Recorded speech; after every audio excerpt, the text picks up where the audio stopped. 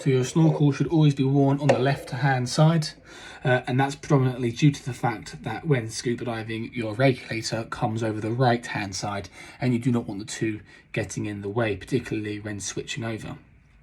Obviously, if you're only going to be snorkeling, then of course you can have it on the right hand side if more comfortable, but you never know. I mean, I started out just snorkeling and then I got into scuba diving, and by me always having it on the left hand side, I was just familiar with that. So so try and do that, and the majority of snorkels are designed to be worn on the left, with a slight tilt in the mouthpiece, and then of course this that comes over twice the side of the head.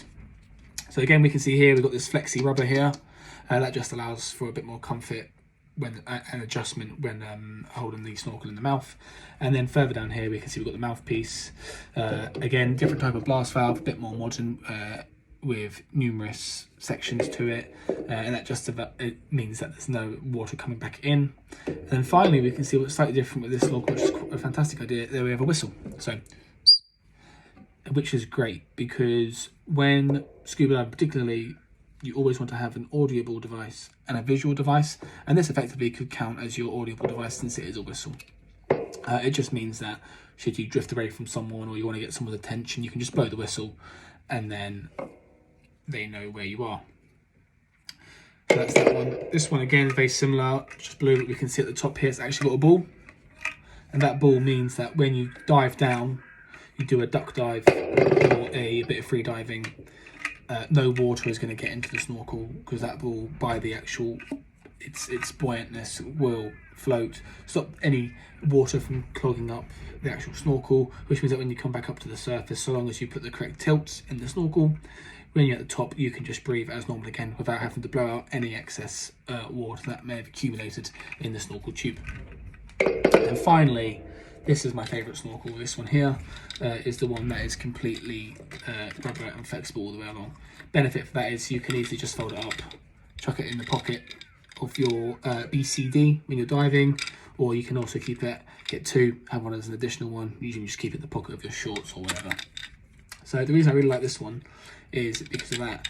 It's very flexible and allows for a lot of comfort when wearing it and going up against the side of your head.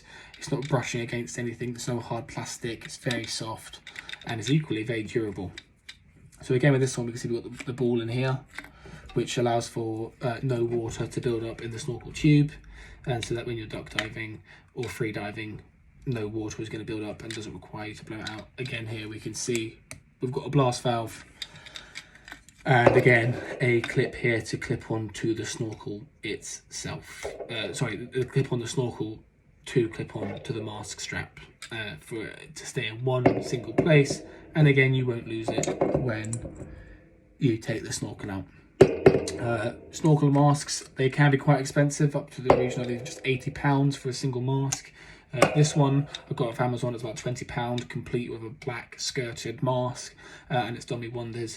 Just always be mindful though when you are choosing a mask, if you intend to go scuba diving, because there is a rating to what pressure these viewing glasses can withstand, and it's therefore important to make sure that you get a decent one, because the last thing you want is to be diving down, you're at 18 meters and it can't withstand the pressure and they actually start to crack, in which case you have a very big problem. So make sure you always read the reviews and read the description thoroughly to make sure that it is suitable for diving up to the depth that you intend to go to.